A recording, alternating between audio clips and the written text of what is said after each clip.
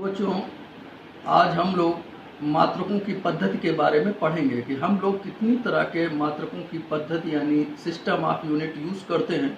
तो हम लोग 3 तरह के मात्रकों की पद्धति यूज़ करते हैं, एक MKS, एक CGS और एक FPS।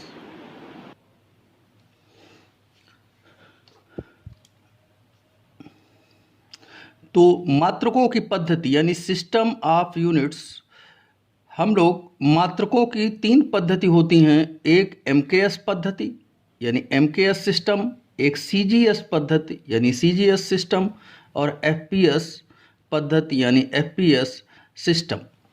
देखो, हम लोग पढ़ चुके हैं कि 3 मूल राशियां होती हैं और उनके मात्रक मूल मात्रक कहलाते हैं। तो अगर हम लंबाई मीटर में, द्रव्यमान केजी में और समय सेकंड में प्रदर्शित करें और हम इनका पहला लेटर ले लें तो हम देखेंगे मीटर से M, केजीज का पहला अक्षर K और सेकंड का पहला अक्षर S अगर लेते हैं तो ये MKS पद्धति बनती है।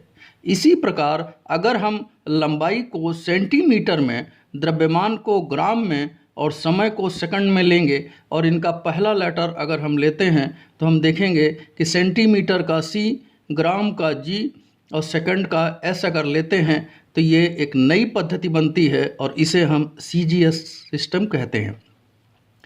तीसरा सिस्टम जो हम लोग यूज़ करते हैं वो है FPS, यानी अगर लंबाई को फुट में, द्रव्यमान को पाउंड में और समय को सेकंड में यूज़ करें और हम इनका पहला लेटर लें तो ये FPS सिस्टम बनता है।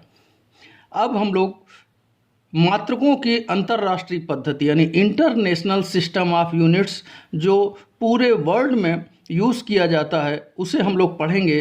तो क्या है मात्रकों की अंतर्राष्ट्रीय पद्धति यानी इंटरनेशनल सिस्टम ऑफ यूनिट, और इसे हम SI पद्धति कहते हैं। S for system, I for international. ठीक, क्या है ये? तो ये MKS पद्धति का बढ़ा हुआ रूप है। इसमें लंबाई, द्रव्यमान, समय के अलावा 4 अन्य भौतिक राशियों को मूल राशियां माना गया है। देखें आप, क्योंकि ये देखा गया कि केवल लंबाई, द्रव्यमान और समय के अलावा भी अन्य ब्रांचों में, फिजिक्स के अन्य ब्रांचों में अन्य राशियां आती हैं, तो हमने क्या किया, उन राशियों को मूल राशि मान लिया और उनके मात्रक को नए मूल मात्रक मान लिया। तो अब हम लोग देखेंगे कि SI पद्धति में कितनी राशियां होती हैं और कितने मात्रक होते हैं।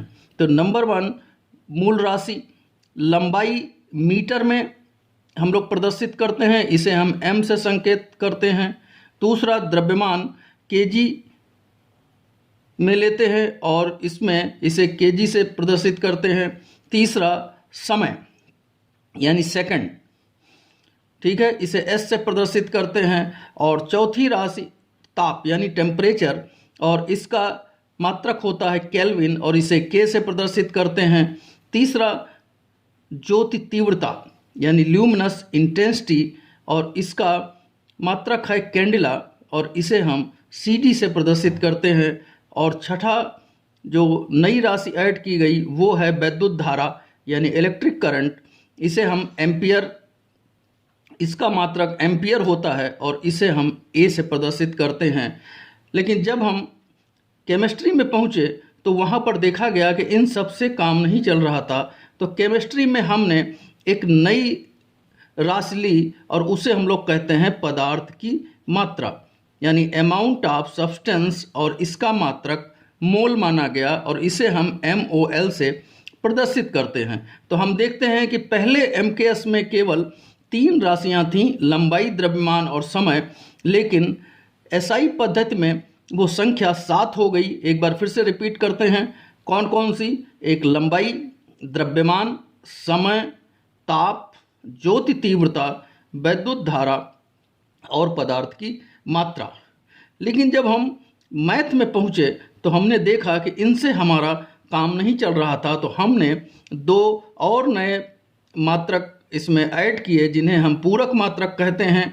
एक है 2 डायमेंशनल में कोण और इसका मात्रक होता है रेडियन, इसे हम RAD से प्रदर्शित करते हैं। और दूसरा है 3D में, 3 डायमेंशन जो आप लोग आगे पढ़ोगे उसमें एक राशि आती है घन कोण, और इसका मात्रक स्टेरेडियन होता है और इसे हम STRAD से प्रदर्शित करते हैं।